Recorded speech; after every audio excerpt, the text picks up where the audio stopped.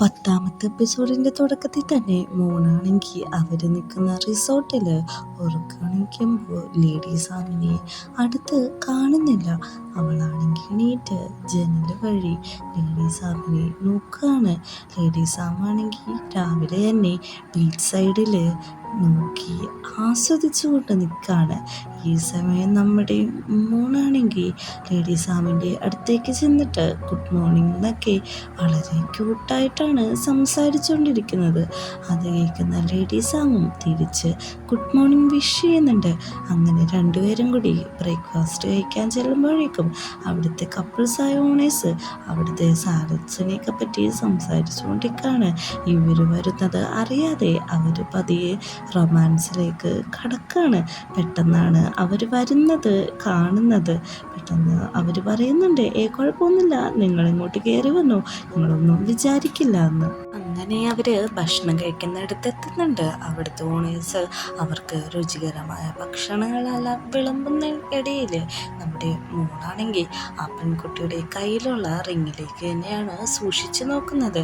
അത് കാണുന്ന ആ പെൺകുട്ടി പറയുന്നുണ്ട്, നിങ്ങളെ സൂക്ഷിച്ചു നോക്കണ്ട, ഇതെൻ്റെ വെഡ്ഡിങ് റിങ് തന്നെയാണ്, ഞങ്ങളുടെ കല്യാണ മോതിരം ആയതുകൊണ്ട് ഇത് ഞങ്ങൾക്ക് സ്പെഷ്യലാന്ന് പറയുന്നുണ്ട്. തായ്ലാൻഡിൽ അങ്ങനെ പെൺപിള്ളേർ തമ്മിൽ കല്യാണം കഴിക്കുന്ന ലീഗലാണോ എന്ന് ചോദിക്കുന്നുണ്ട്.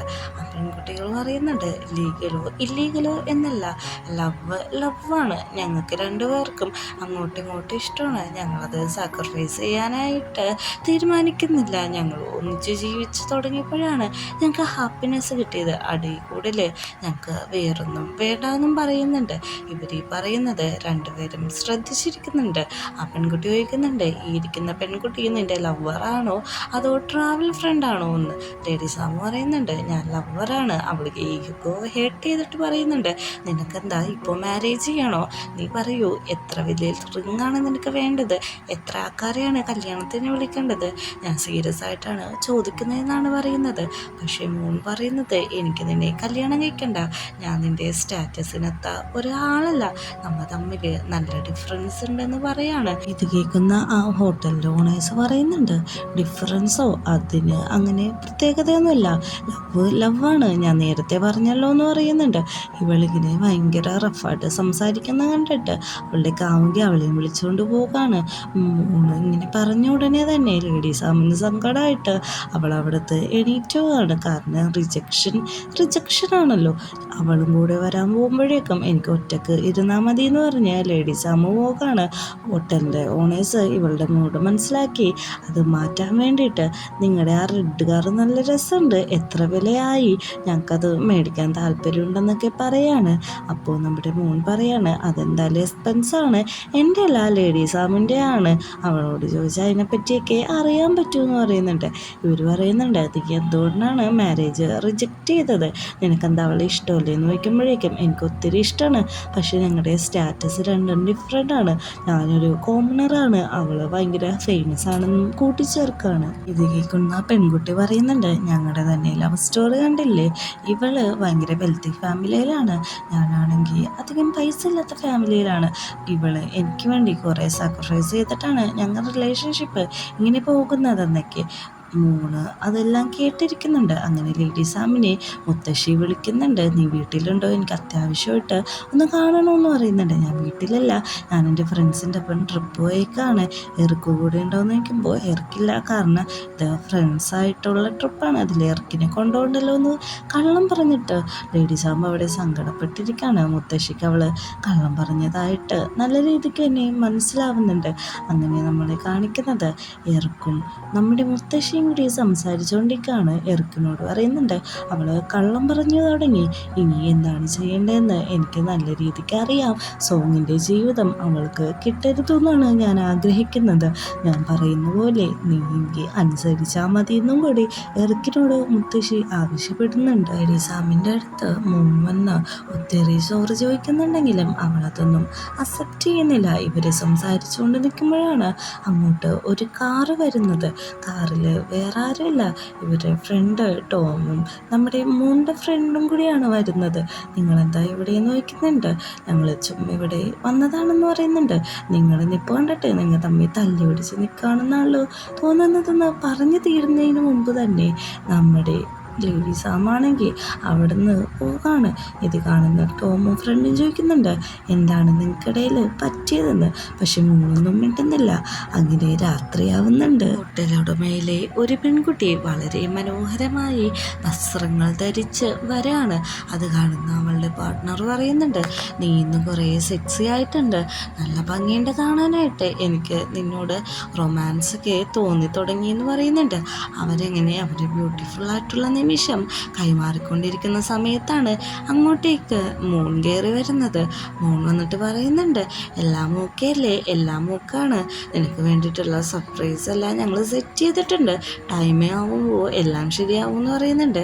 അങ്ങനെ നമ്മുടെ മൂണാണെങ്കിൽ ഫുഡ് കഴിക്കാനായിട്ട് നടന്നു പോവാണ്. എല്ലാവരും ഓൾറെഡി അവളെ കാത്ത് അവിടെ തന്നെ ഇരിക്കുന്നുണ്ട്. നടന്നു വരുന്ന വഴിയിൽ അവൾ മനഃപൂർവ്വം വീഴാണ്. എന്നിട്ട് അവൾ ഹെൽപ്പിന് വേണ്ടി ഒച്ചെടുത്ത് കരയുന്നുണ്ട്. ഇത് കേൾക്കുന്ന ലേഡി സാമു ഓടിച്ചെന്ന് അവളെ സഹായിക്കുന്നുണ്ട്. ഇത് കാണുന്ന ടോമിന് ഫ്രണ്ടിനാണെങ്കിൽ ഭയങ്കരമായിട്ട് ചിരി വരുന്നുണ്ട്. കാരണം ഇവർക്കറിയാം മൂണ് ഇതെല്ലാം വെറുതെ അഭിനയിച്ച് കാണിക്കുന്നതാണെന്ന്. അങ്ങനെ നമ്മുടെ ലേഡി സാമു വയ്ക്കുന്നുണ്ട് നിനക്ക് കുഴപ്പമൊന്നുമില്ലല്ലോ എന്ന്. എനിക്ക് കുഴപ്പമൊന്നുമില്ല, ഞാൻ ഓക്കെയാണ്, പിന്നെ എന്തിനാ നീ ഇങ്ങനെ കാറിപ്പോയതെന്ന് ചോദിക്കുമ്പോഴേക്കും അതിൻ്റെ ഉള്ളിൽ നിന്ന് വന്നതാണ്, കാരണം നീ എന്നെ വന്ന് ഹെൽപ്പ് ചെയ്ത് എന്നോട് മിണ്ടണോ എന്നൊക്കെയാണ് എൻ്റെ ആഗ്രഹം എന്ന് പറയുന്നുണ്ട്. എന്തായാലും നിൻ്റെ ട്രൈ നടക്കത്തില്ലേ, ഞാനൊന്നും ഇതിൽ പറയുന്നില്ല എന്നുള്ള രീതിയിലാണ് ലേഡി സാമ് നിൽക്കുന്നത്. പ്ലീസ് നീ എന്നോട് ക്ഷമിക്കേ, ഞാൻ പറഞ്ഞതിനെന്ന് പറയുന്നുണ്ട്. അങ്ങനെ ലേഡി സാമും ക്ഷമിക്കുന്നുണ്ട്. അങ്ങനെ ഇരുന്ന് ടോയും ഫ്രണ്ടും എല്ലാം ഇത് നോക്കി കാണുന്നുണ്ട്. അങ്ങനെ എല്ലാവരും കൂടി ഫുഡ് കഴിക്കാനായിട്ട് വന്നിരിക്കുകയാണ്. ഹോട്ടലിലെ ഓണേഴ്സും കാര്യങ്ങളും കൂടെ വന്നിരിക്കുന്നുണ്ട്. അടുത്ത് എല്ലാവരോടും പറയുന്നുണ്ട് ഈ ലൈറ്ററിംഗ് എന്ന് വെച്ചാൽ ഒരു സത്യമായിട്ടുള്ള കാര്യമാണ്. അത് നമ്മൾ എന്ത് മനസ്സിലാഗ്രഹിച്ച് വിഷ് ചെയ്താലും അത് നടക്കും. നമുക്കിന്ന് ലൈറ്റിംഗ് പറത്താം, അതാണ് ഈ ഡേയിലെ അവസാനം നമ്മൾ ചെയ്യുന്ന നല്ല കാര്യം എന്ന് പറയുന്നുണ്ട്. അതിൻ്റെ ഇടയ്ക്ക് ലേഡി സാമും ആ ഹോട്ടൽ ഓണറുമായിട്ട് ചെറിയൊരു ആർഗ്യുമെൻ്റ് നടക്കുന്നുണ്ട്.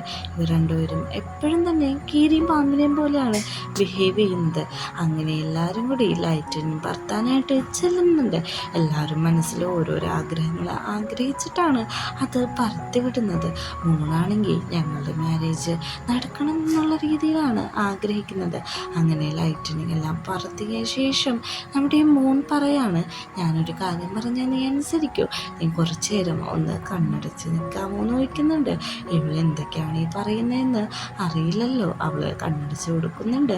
പെട്ടെന്ന് തന്നെ ബാക്കിയുള്ളവർ രണ്ടുപേരെയും ഒരു വധൂവരന്മാരെ പോലെ ഒരുക്കുകയാണ്. പെട്ടെന്ന് റിങ്ങുകളെല്ലാം എടുത്തിട്ട് അവർ പ്രപ്പോസ് ചെയ്യാൻ വേണ്ടി റെഡിയായിട്ട് നിൽക്കുകയാണ്. നീ കണ്ണുറക്കാനായിട്ട് മൂൺ ആവശ്യപ്പെടുന്നുണ്ട്. വേറൊന്നല്ല, എനിക്ക് നിന്നെ കല്യാണം കഴിച്ചാൽ കൊള്ളാമെന്നുണ്ട്, ഞാൻ നിന്നെ ഒത്തിരി സ്നേഹിക്കുന്നുണ്ട്, ഇപ്പം ഞാൻ വിഷ് ചെയ്തതും നിന്നെ കല്യാണം കഴിക്കാൻ പറ്റണം എന്നാണെന്ന് പറയുന്നുണ്ട്. ലേഡി സാമും അതിന് എസ് പറയുന്നുണ്ട്. എല്ലാവരും അങ്ങനെ ഹാപ്പി ആവുന്നുണ്ട്. എല്ലാവരും അവിടെ എൻജോയബിളായിട്ട് നിൽക്കുന്നതാണ് കാണിക്കുന്നത്. അങ്ങനെ പിറ്റേ ദിവസം രാവിലെ രണ്ടുപേരും കൂടി ബീച്ചിലെല്ലാം കറങ്ങി നടക്കുകയും അവിടെ നിന്ന് ഫോട്ടോ എടുക്കുകയും ചെയ്യുന്നുണ്ട്. അപ്പോഴാണ് ഇവളുടെ ഒരു സിസ്റ്റർ, അതായത് സോമിൻ്റെ മരണത്തോടെ വീട്ടിൽ നിന്ന് ഓടിപ്പോയ സിസ്റ്ററിനെ കാണുന്നത്. അവളാണെങ്കിൽ അവിടെ നിന്ന് ജയനതയായിരിക്കും നമ്മുടെ ലേഡി സാമിനെ വിളിച്ചിരുത്തുന്നുണ്ട്. ഇതാരാണ്, നിൻ്റെ ഗേൾ ഫ്രണ്ട് ആണെന്ന് ചോദിക്കുന്നുണ്ട്. അതെന്ന് പറയുന്നുണ്ട്. അന്ന് നീ ഒത്തിരി കഷ്ടപ്പെടേണ്ടവരും, നീ എന്താണ് സോമിൻ്റെ മരണത്തിൻ്റെ ഫ്യൂണറിന് വരാഞ്ഞെന്ന് ചോദിക്കുമ്പോൾ ഞാൻ വന്നിട്ടുണ്ടായിരുന്നു എന്നും നിങ്ങളെ കാണണ്ടെന്ന് വെച്ചിട്ടാണെന്നും അവൾ കൂട്ടിച്ചേർക്കുന്നുണ്ട്. അങ്ങനെ മുത്തശ്ശിയാണെങ്കിൽ ഇവർ റിലേഷൻഷിപ്പിൻ്റെ കാര്യങ്ങളെല്ലാം ഓൾറെഡി അറിഞ്ഞിട്ടുണ്ട്. ഇനി എന്താണ് ചെയ്യേണ്ടത്, മൂണിനെ ഇതിൽ നിന്ന് ഒഴിവാക്കണമെന്ന് മുത്തശ്ശി കരുതുന്നുണ്ട്. അങ്ങനെ നമ്മുടെ ലേഡീസ് ആവ തിരിച്ച് വീട്ടിൽ വരുന്നുണ്ട്. ആ ദിവസം മൂണിനാണെങ്കിൽ ജോലിക്ക് പോകാൻ ഒട്ടും വയറുവേദനയും കാര്യങ്ങളുമാണ്. അവൾ പറയുന്നുണ്ട് ഞാനിന്ന് വന്നില്ല, വയറുവേദന ആയതുകൊണ്ടാണ്, അല്ലെങ്കിൽ ഞാൻ ഉറപ്പായിട്ടും വന്നേനേന്ന്. കുഴപ്പമില്ല, നീ റെസ്റ്റ് എടുക്കുന്നു പറഞ്ഞിട്ടാണ് ലേഡി സാമു പോകുന്നത്. ലേഡി സാമു പോയി കഴിഞ്ഞിട്ടും ബെല്ലെടുക്കിയിട്ട് അവിടെ താഴെ വന്ന് നോക്കുമ്പോൾ അവിടെ മുത്തശ്ശി ഇരിപ്പുണ്ട്. മുത്തശ്ശി ചോദിക്കുന്നുണ്ട് നീയാണോ ലേഡി സാമിൻ്റെ ലവ്വറെന്ന്. അതേന്ന് പറയുന്നുണ്ട്. ഇവിടെ വന്നിരിക്കൂ, എനിക്ക് നിന്നോട് കുറച്ച് സംസാരിക്കാനുണ്ട്. ഈ ലവ് എന്ന് വെച്ചിട്ടുണ്ടെങ്കിൽ എന്താണെന്നാണ് നിങ്ങളുടെയൊക്കെ വിചാരം? നിങ്ങൾ തമ്മിലാകുമ്പോൾ ഒരു ഇമ്പോസിബിളായിട്ടുള്ള ആയിട്ടുള്ള കാര്യമാണ്. നീ എൻ്റെ കൊച്ചുമോളുടെ അടുത്തുനിന്ന് മാറിപ്പോണം എന്നൊക്കെയാണ് മുത്തശ്ശി പറയുന്നത്. ഇതെല്ലാം കേൾക്കുന്ന മോനാണെങ്കിൽ ഒന്നും പറയാൻ പറ്റാതെ ഇരുന്ന് കരയാണ്. നമ്മുടെ മുത്തശ്ശി തിരിച്ച് വീട്ടിലെത്തിയ ശേഷം എറിക്കിനോട് പറയുന്നുണ്ട്, നീ ഇനി എന്താ ചെയ്യേണ്ടതെന്ന് ഞാൻ പറഞ്ഞു തരാം, അതേപോലെ ചെയ്താൽ മതി. അതുമാത്രമല്ല, ഇത്ര സോഫ്റ്റായിട്ട് ആരോടും ബിഹേവ് ചെയ്യരുത്. അവൾ ഇത്ര കൈൻഡായിട്ട് നിന്നോട് ബിഹേവ് ചെയ്തിട്ട് നിനക്കെന്താണ് തിരിച്ചു കിട്ടിയതെന്നൊക്കെ ചോദിക്കുന്നുണ്ട്. അങ്ങനെ ഓഫീസിലാണെങ്കിൽ എർക്ക് എന്നിട്ട് അവിടെ ഡേറ്റിങ് ചെയ്തുകൊണ്ടിരുന്ന എംപ്ലോയീസിനെയൊക്കെ പിരിച്ചുവിട്ടു. ഇത് കാണുന്ന ലേഡി സാമിന് ദേഷ്യം വരുന്നുണ്ട്. എന്നോട് ചോദിക്കാതെ നീ എങ്ങനെയാണ് ഇതൊക്കെ ചെയ്യാനായിട്ട് പറ്റിയെന്ന് അവൾ ചോദിക്കുന്നുണ്ട്. റൂൾസാണ്, നീയും ഡേറ്റ് ചെയ്യുന്നുണ്ടെന്ന് വെച്ചിട്ട് എല്ലാവർക്കും അത് സമ്മതിച്ചു കൊടുക്കാൻ പറ്റത്തില്ലെന്ന് എല്ലാവരും മുമ്പ് വെച്ച് പറയുന്നുണ്ട് അവൻ. അങ്ങനെ നമ്മുടെ ലേഡി സാം പറയുന്നുണ്ട്, അങ്ങനെയാണെങ്കിൽ ഞാൻ മോണിനെ ഇവിടുന്ന് പിരിച്ചുവിടാൻ പോവാണ്. അത് കഴിഞ്ഞിട്ടുണ്ടെങ്കിൽ എനിക്ക് അവളെ മര്യാദക്ക് ഡേറ്റ് ചെയ്യാലോ, ആരുടെ സമ്മതം ചോദിക്കണ്ടല്ലോ എന്നെല്ലാം. രാത്രി ലേഡി സാം വീട്ടിലെത്തിയ ശേഷം മൂന്ന് അവിടെയൊക്കെ തപ്പുന്നുണ്ടെങ്കിലും അവളെ കാണുന്നില്ല. മൂന്നാണെങ്കിൽ ഈ സമയം അവളുടെ വീട്ടിൽ പോയിരുന്നിട്ട് നൊപ്പിനോട് സംസാരിക്കാണ് നടന്ന കാര്യങ്ങളെല്ലാം. എല്ലാം കേട്ട് അവൻ പറയുന്നുണ്ട്, ഇതിൽ നിൻ്റെയോ ലേഡി സാമിൻ്റെ ഭാഗത്ത് യാതൊരു തെറ്റില്ല. എനിക്ക് തോന്നുന്നത് നീ ഇതെല്ലാം തുറന്ന് പറയുകയാണെങ്കിൽ നല്ലതായിരിക്കും. നിൻ്റെ പാർട്ട്ണർ ഇതെല്ലാം അറിഞ്ഞിരിക്കണം, അല്ലാതെ ഇതെല്ലാം നീ ഒറ്റയ്ക്ക് ഹാൻഡിൽ ചെയ്യാൻ നിന്നാൽ നീ തന്നെയാണ് ഹേട്ടാവുള്ളൂ എന്നൊക്കെ അവളെ പറഞ്ഞ് മനസ്സിലാപ്പിക്കുന്നുണ്ട്. അപ്പോഴാണ് ലേഡി സാം അങ്ങോട്ട് വരുന്നത്. ഫ്രണ്ട്സ് തമ്മിൽ ഈ നേരത്തെ എന്ത് ചെയ്യാമെന്ന് അവൾ കുറച്ച് ദേഷ്യത്തോടെ ചോദിക്കുന്നുണ്ട്. നൊപ്പം തന്നെ ഞാൻ പോകാണ്, നിനക്ക് എന്താവശ്യമുണ്ടെങ്കിലും നീ എന്നെ 24 മണിക്കൂറും കോൾ ചെയ്തോളാനായിട്ടുള്ള അനുവാദവും അവൻ നൽകുന്നുണ്ട്. നപ്പിനോട് അവൾ യാത്ര പറയാണ്. നപ്പ് അവിടുന്ന് പോയ ശേഷം ലേഡി സാമാണെങ്കിൽ അങ്ങോട്ട് കയറുന്നുണ്ട്. പോയ വഴി അവനെ ഒന്ന് നോക്കി പേടിപ്പിക്കുകയും കൂടി ചെയ്യുന്നുണ്ട്. എന്തിനാണ് നീ ഈ രാത്രി എന്നോട് പോലും പറയാതെ ഇങ്ങോട്ട് വന്നതെന്ന് ആവർത്തിച്ച് അവൾ ചോദിക്കുന്നുണ്ടെങ്കിലും മൂണൊന്നും മിണ്ടുന്നില്ല. ഞാൻ എൻ്റെ വീട് ഒത്തിരി മിസ് ചെയ്തു, അതുകൊണ്ടാണ് ഇങ്ങോട്ട് വന്നേക്കുന്നതെന്നാണ് പറയുന്നത്. അതൊന്നുമല്ല കാര്യമെന്ന് എനിക്കറിയാം.